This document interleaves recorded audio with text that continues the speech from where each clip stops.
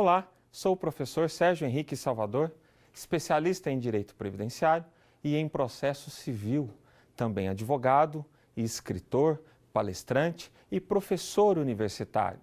Sejam bem-vindos ao programa Saber Direito Responde, onde responderemos às perguntas dos alunos e acadêmicos de direito aqui presentes. Temos a presença dos acadêmicos Renato, Gabriela e também de Matheus. Sejam bem-vindos. Vamos para a primeira pergunta do acadêmico Renato. Professor, qual a duração da pensão por morte com a entrada em vigor da MP 664 de 2014? Pois bem, Renato, uma pergunta altamente atual e pertinente hoje no cenário previdenciário. Na verdade, nós temos a medida provisória 664 de 2014, de 30 de dezembro de 2014, que trouxe mudanças impactantes a dois benefícios da Previdência, auxílio-doença e pensão por morte. E a pergunta veio direcionada à pensão por morte. Como ficaria agora o tempo de gozo do benefício? Ora, perceba que agora a pensão não é mais vitalícia. Dependerá da idade da pensionista. É a idade dela que irá trazer para a Previdência o tempo de duração desse benefício. Ele só será vitalício se ela tiver determinada idade, que é uma tabela projetada na medida provisória 664. Tão polêmica essa tabela. Só para se ter uma ideia, nós temos que a mulher só receberá essa pensão de maneira vitalícia se ela tiver no mínimo 44 anos de idade. Ou seja, se a dependente tiver menos de 44 anos de idade, ela então receberá o benefício por um determinado tempo. Ele deixa de ser vitalício. Essa tabela é uma projeção da medida provisória. É ela que trouxe esse contexto, de maneira que a expectativa de sobrevida da tabela inserida na medida provisória é diferente da expectativa de vida do fator previdenciário. O fator previdenciário, que é um grande redutor de benefícios, que também usa esse incremento, que também usa esse requisito idade da pessoa. Mas na pensão por morte, nós não teremos o fator previdenciário. O que nós teremos, na verdade, é somente a expectativa de vida, de modo que é diferente se pensarmos na comparação com o fator previdenciário. Pergunta da aluna aqui presente, Gabriela. Professor, quais os impactos sociais da MP 664 de 2014? Pois bem, Gabriela, é mais uma pergunta dentro dessa temática medida provisória. Perceba que ela traz para nós grandes conflitos e o conflito social, que é o cerne, é o objeto da sua pergunta. Nós temos diversos impactos, porque a medida provisória 664 de 2014, ela traz um retrocesso social. Ora, perceba você, Gabriela, que agora essa pensionista, ela só vai receber esse benefício de maneira vitalícia dependendo de uma certa idade. Ou seja, se ela não tiver essa idade mínima da tabela da MP, ela vai receber por determinado tempo. E aí o benefício que ela vai receber vai ter um fim. O governo irá automaticamente cessar a pensão por morte e ela então será inserida no mercado de trabalho. E como devemos pensar que uma pensionista com uma idade avançada terá condições de ser reinserida no mercado de trabalho? De modo que o impacto social é totalmente negativo. E não só com relação à medida provisória, também com relação ao auxílio-doença, que agora serão 30 dias por conta da empresa. Então, como ficaria a microempresa ou a empresa de pequeno porte, que durante os 30 dias iniciais desse afastamento terá que suportar com os encargos salariais de seus empregados?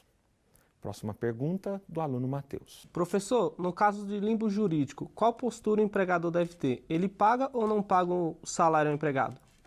Pois bem, Matheus, limbo jurídico também é um tema atualíssimo dentro do direito previdenciário. Limbo jurídico é aquela situação não tratada objetivamente pela lei, Ou seja, o INSS dá alta para o trabalhador e esse trabalhador volta para a sua empresa e lá ele não tem um retorno autorizado pelo seu patrão, porque o médico de trabalho da empresa não aceita, não concordou com o apontamento do médico do INSS. Então eu tenho confrontos. Qual seguir? A posição oficial da Previdência ou a posição particular administrativa da empresa? E aí nós temos essa repercussão trabalhista. Como ficam os salários? Objetivamente, nós temos aqui a suspensão.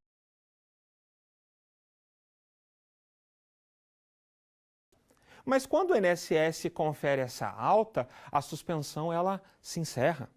Ou seja, o contrato de trabalho volta a surtir todos os seus efeitos, de maneira que, à luz da CLT, artigos 471, 475 e 476 da CLT, o trabalho tem que estar à disposição do trabalhador, de modo que os salários são devidos, sim, a partir da alta do INSS.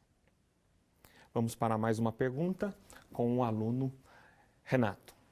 Professor, caberia a tutela antecipada no caso de recusa do INSS quanto à eficácia da sentença trabalhista?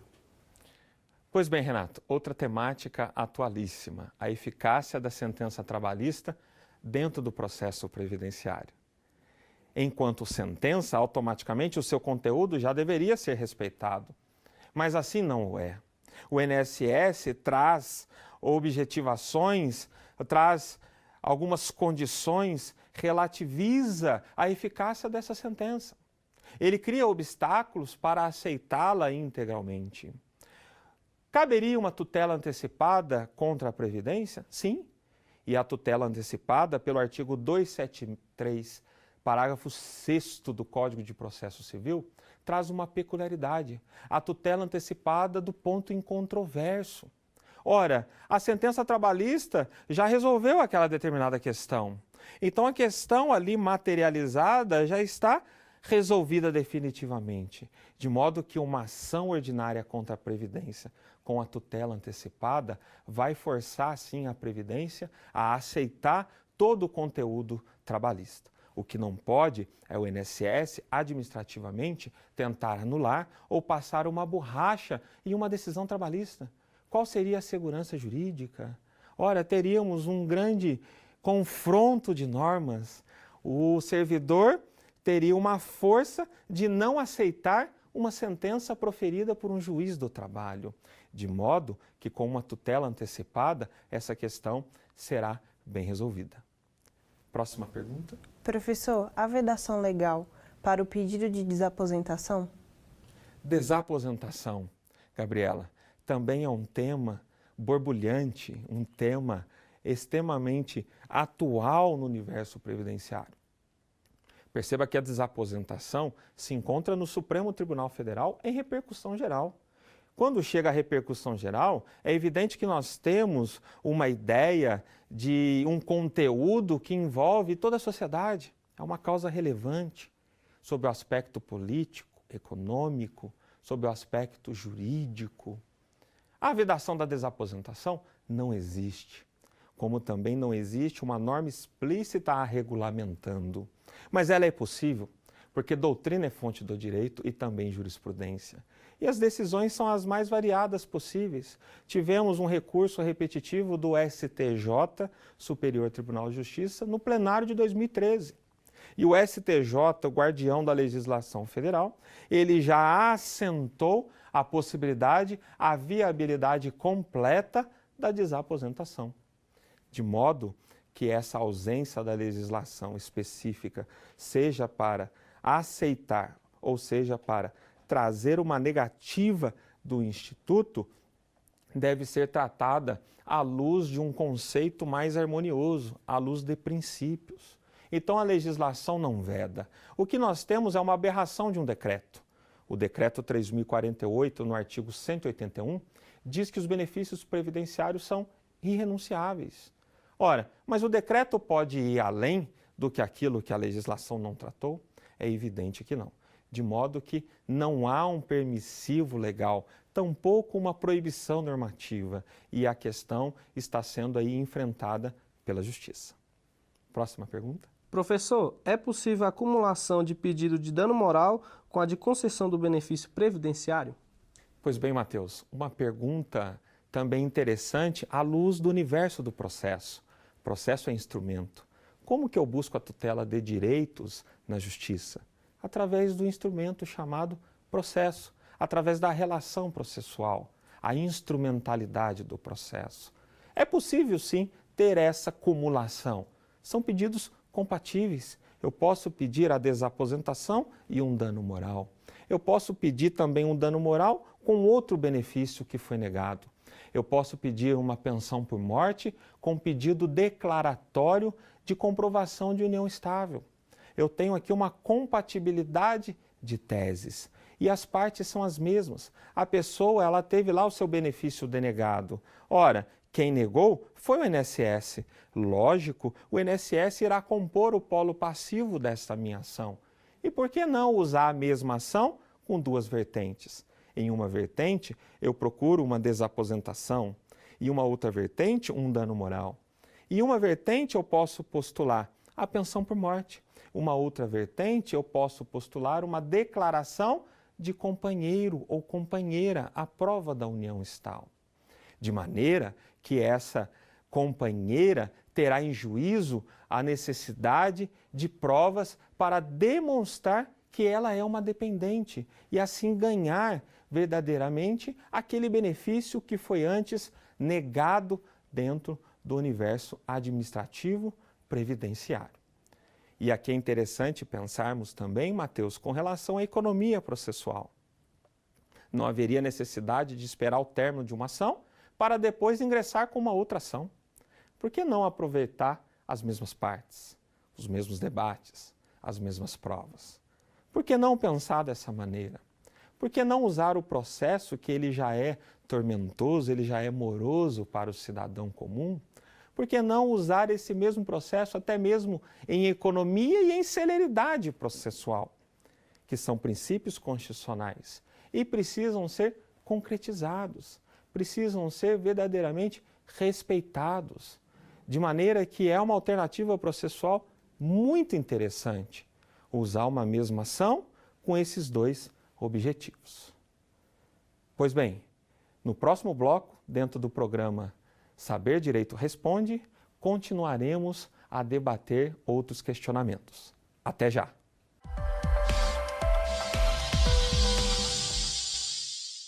Olá!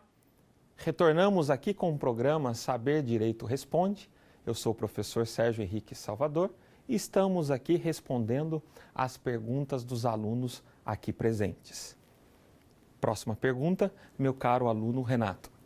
Professor, é possível a desaposentação para o servidor público? Sim, Renato. Mais uma vez, a desaposentação como um tema de questionamentos. A desaposentação, que é um tema espetacular. Nós podemos entender a desaposentação sobre diversos aspectos, sobre o aspecto processual, sobre o aspecto dos regimes previdenciários. A desaposentação não é exclusiva do regime geral, do INSS. Nós sabemos que não existe um regime geral apenas. Nós temos um regime previdenciário, um conceito abstrato. E ele pode ser público e privado. Temos o regime previdenciário dos servidores públicos e também a previdência privada ou complementar. Logo, trabalhamos a desaposentação também em outros regimes, na migração entre regimes. Ela não é exclusiva do trabalhador da iniciativa privada. Aquele cidadão que contribui, aquele cidadão que trabalha com a CTPS anotado, o empregado, aquele empresário que faz a sua retirada. Enfim, a desaposentação também é possível dentro da relação estatutária, que para nós é o regime próprio de previdência, segundo o artigo 40 da Constituição Federal. O regime próprio é aquele destinado aos servidores públicos efetivos, aos concursados. Logo, ele também tem direito. Por exemplo, vamos imaginar que aquele servidor ele tenha tido a sua aposentadoria na proporcionalidade dos proventos. E ali ele continuou a exercer uma outra atividade dentro de um regime próprio ou um outro regime próprio que ele tenha passado num concurso recente. Ele pode, então, pegar esse período e transformar num novo benefício. Ou ainda, se valer daquelas contribuições da iniciativa privada. Ele pode ser um servidor público efetivo e também dar aula na iniciativa privada. E quando ele dá aula na iniciativa privada, ele contribui com a Previdência, de maneira de que ele pode lá buscar essas contribuições e trazê-las para o seu benefício enquanto estatutário. E aqui ter essa majoração financeira. E aqui ele ter um novo benefício, ou seja, o atual, enquanto servidor público efetivo, e mais as contribuições lá do regime geral de previdência social. Próxima pergunta. Professor, na hipótese da concessão da desaposentação, os valores percebidos anteriormente deverão ser restituídos? Pois bem, Gabriela, outra pergunta ainda nesse contexto da desaposentação. E aqui uma tese, vamos dizer, muito boa da Previdência e do INSS. O INSS não aceita a desaposentação e cria diversos embaraços a respeito. E uma das teses mais fortes que ele apresenta em juízo é essa questão da restituição do que foi antes recebido. Em linhas gerais, o que seria essa tese? O cidadão aposentado continuou trabalhando. Pela desaposentação, ele teria direito a um novo benefício. E o que sustenta o INSS? Ora, se ele tem direito a um novo benefício, ele tem que devolver aquela aposentadoria anterior, que será apagada do mundo jurídico. Mas aqui o INSS incorre num grande erro. A aposentadoria dele anterior não será apagada, ela será transmudada, ela será alocada ao novo benefício, de maneira que ela também será usada como parâmetro de uma nova aposentadoria. E por que devolver? Será que existe algum ilícito? Será que existe uma má-fé desse trabalhador? Quando eu trabalho em devolução aos cofres públicos de uma quantia considerada ilícita e indevida, eu trabalho com fraudes, eu trabalho com prejuízos ao erário. Ora, ele aposentou e continuou trabalhando, continuou contribuindo, continuou filiado, sendo segurado e protegido do sistema previdenciário. E a questão é, qual a ilicitude dessa sua conduta? Então nada há de ser devolvido e mais, a Previdência, ela trabalha com verbas de natureza alimentar. E lá no direito civil, nós temos aquela ideia de que o alimento, enquanto é pago, oferecido, eles não são restituídos. De igual forma, o benefício previdenciário, que assim deve ser compreendido. E o STJ também assim tem se pronunciado a respeito. Próxima pergunta. Professor, com a mudança causada pela MP 664, atinge benefícios já concedidos? Pois bem, Matheus, a MP 664 de 2014 também traz esses problemas. E há uma insegurança jurídica no ar. E há uma ideia de instabilidade. E agora? E aquelas pessoas com direito adquirido? E aquelas pessoas que já cumpriram os seus requisitos? E aqueles que ao longo ou mesmo antes da emenda até protocolam durante a emenda, mas lá atrás já tinham direito a esses benefícios. Como fica? Primeiro, devemos esclarecer que a medida provisória não é lei. Ela tem força de lei. É um ato do presidente da República que no seu nascedouro não passa pelo Congresso. A existência e permanência e validade, sim, deve passar pelo Parlamento. Mas o início da medida provisória é um ato do presidente que apresenta uma MP sobre determinado assunto. E para nós, a MP 664 de 2014, ela traz diversas oscilações dentro mesmo da sua pergunta. Ora, MP, eu tenho que ter dois requisitos básicos: urgência e relevância. Será que no trato do auxílio-doença e da pensão por morte, nós temos esse conteúdo para ser tratado via medida provisória? Será que eu tenho essa urgência de mexer drasticamente com o auxílio-doença e também com a pensão por morte? E mais, deixando uma situação inusitada, deixando uma situação aberta, sem uma preocupação salutar de retirar as pessoas que já têm o direito adquirido.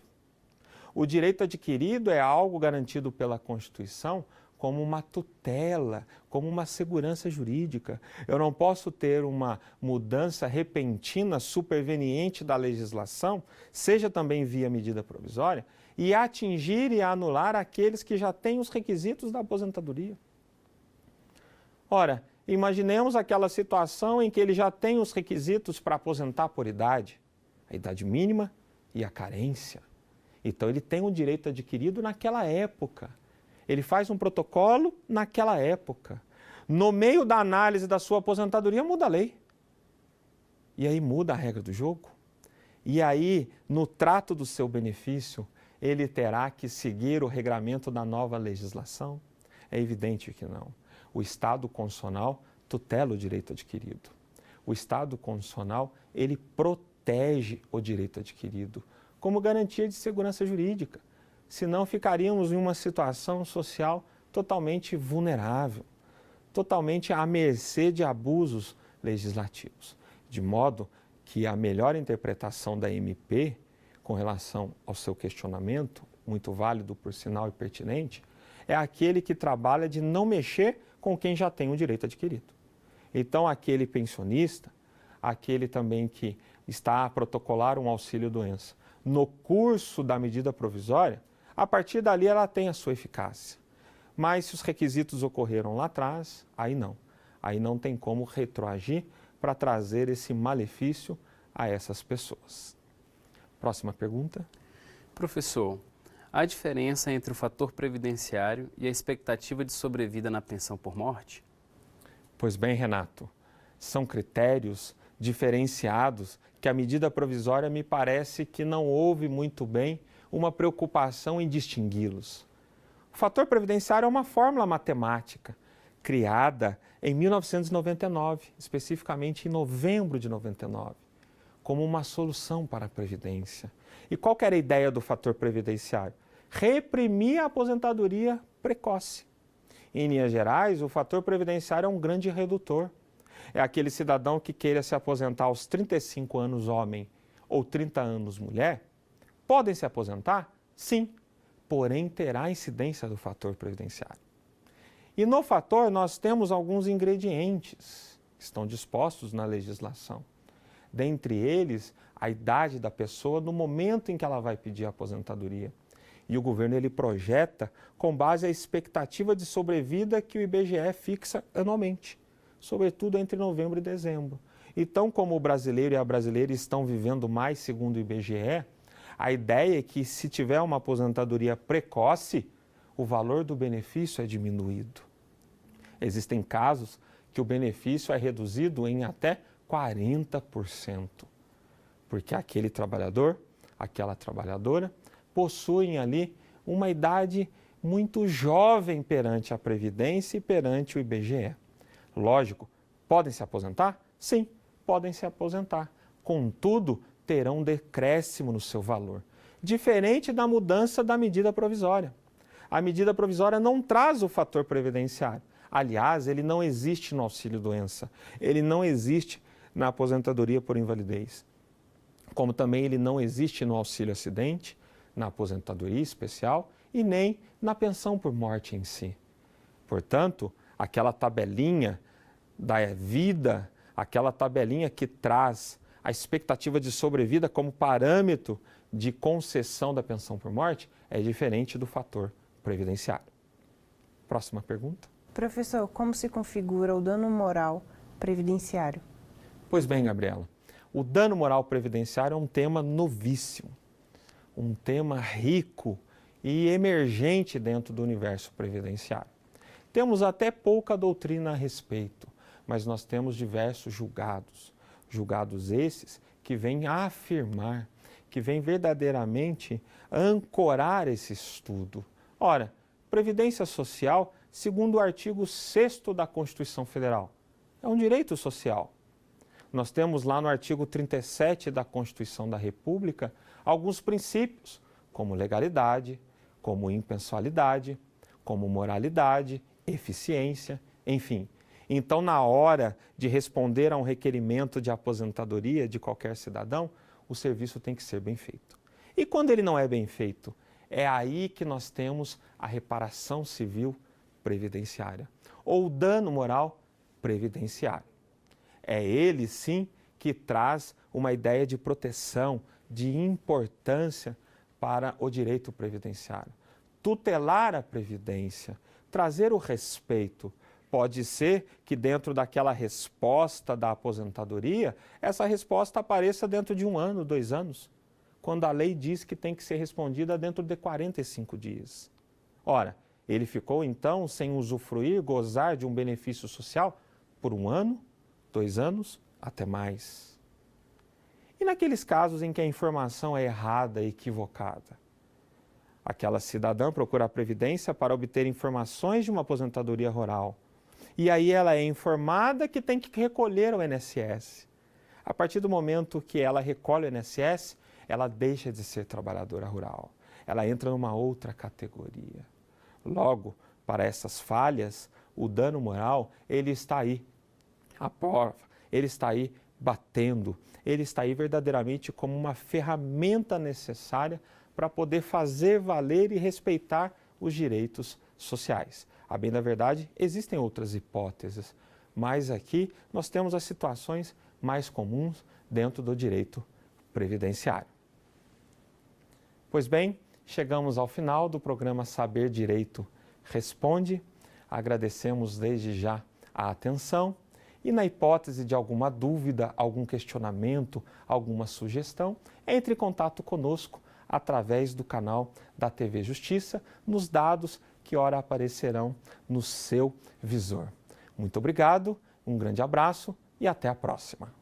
Tem dúvida sobre o assunto? É só mandar um e-mail para saberdireito@stf.jus.br. Você pode também estudar pela internet, acessando o site www.tvjustiça.jus.br.